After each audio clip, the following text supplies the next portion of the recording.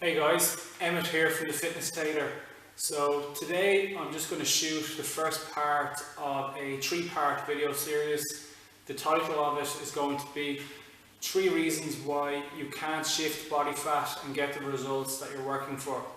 So the way I'm going to do it is part 1 is going to be today, part 2 will be tomorrow, and part 3 will be posted on the 3rd consecutive day. So today I want to deal with what probably is the most important reason of the 3, and that is your caloric intake. How many calories are you eating every day? So most people, they wouldn't have a clue, to be honest, and that's fine. I mean, you know, as a personal trainer, you know, I suppose 90% of our clients that walk through the door, of course they don't know, and that's why we're here to help. For 90% of people, if you're training, the quality of your food is quite good, and you're in a caloric deficit, then you know you should drop body fat and lose weight. But in some cases, maybe 10% of cases, maybe there is issues underneath the surface. So that can be things like, you know, hormonal problems, thyroid issues, polycystic ovaries. You know, there is things that do interfere with weight loss. So that's something to take into consideration. So the next question that people probably would ask at this point is, do I need to count my calories? Not necessarily, no, but I think as a starting point we would always recommend that somebody would maybe use a free app like MyFitnessPal. Just maybe use it for 3 consecutive weeks just to get the hang of it, and just to give yourself an idea of how many calories are you taking in every day. Obviously the quality of the calorie is important as well, but that's a whole nother discussion. So, you know, it is possible that even if someone eats, you know, chicken and broccoli and fish and all that sort of stuff, you know, just that kind of stuff, and they can't lose weight, it is possible that that's just because simply they're eating too many calories. So, you know, it is a bit of a minefield. I mean, you see a lot of people discussing the likes of if it fits your macros and so on, and it does all have its merits, but rule number 1 is your calorie intake. Now the next question you're probably asking is, how many calories should I eat? Well, obviously that's individual to everybody. You know, people have different weights, you know, different body types, all that kind of stuff, so that comes into play. But I suppose as a starting point and a simple quick tip, I'm just going to post something on the screen now.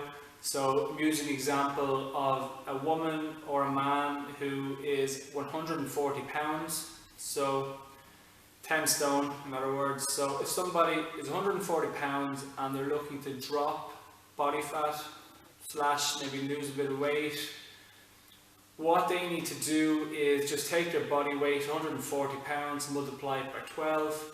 That will give them, you know, a baseline figure of calories where they should be aiming for. And obviously if someone conversely wants to actually maybe put on weight when they're 140 pounds, they'd multiply 140 by 16. So that will give them a target that they should be trying to hit roughly every day. So eventually they should see their body weight creep up. If someone is happy at their body weight, what they need to do is just kind of eat for maintenance, their maintenance calories. So what they do would be, they want their calories to be roughly, you know, at, you know, they use 140 multiplied by 14, that will give them their result. Okay. The next thing is the macronutrient split. So your 3 macronutrients are carbohydrates, proteins and fats. So people would ask us now, you know, how many carbohydrates should I eat? How many grams of fat should I eat? Or, you know, there's a few different issues. So as trainers, we would always help them out with this. I suppose it comes down to how active the person is, how much the need for carbohydrates is there, how much the need for high protein is there. So we'd assess how active someone is over a 7-day week. There's no one size fits all approach. For example, some people will do very well with a high fat intake in their diet. Some people will do quite badly with a high fat, and they maybe need their fat levels low. Same goes for carbohydrates and protein. The only way of knowing how you get on at a certain rate is trial and error. So I know for me personally, if I'm going through a phase where I'm eating a lot of fat in my diet, it doesn't sit too well with me. I don't feel as lean as I could be. But for the next person beside me at the same body weight as me, eating more fat and less carbohydrates, that person could do really well, so it's individual.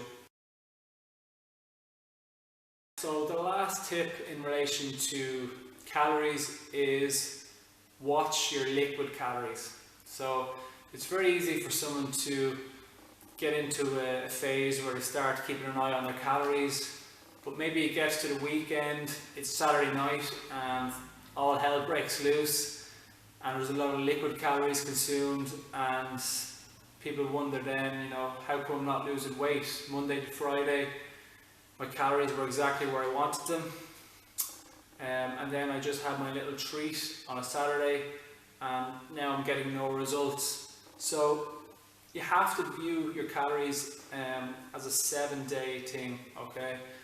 So I'd always say to people, take your calorie total for the day, multiply it by 7, and then try and keep within that, okay? And in relation to liquid calories, I actually did a video on liquid calories on my YouTube channel last year, so I might just pop the link up here. And in it I discussed calories in things such as wine, lager, spirits and things like that.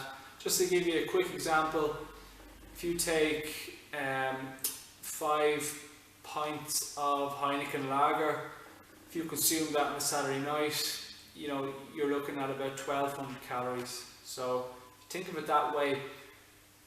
If you're trying to shift body fat and you're taking in about 1200 calories every Saturday night, the chances are when you take your food on top of that, you're going way over the amount of calories you should be eating. So that's just the final point on calories. So tune in tomorrow where we'll discuss the second point.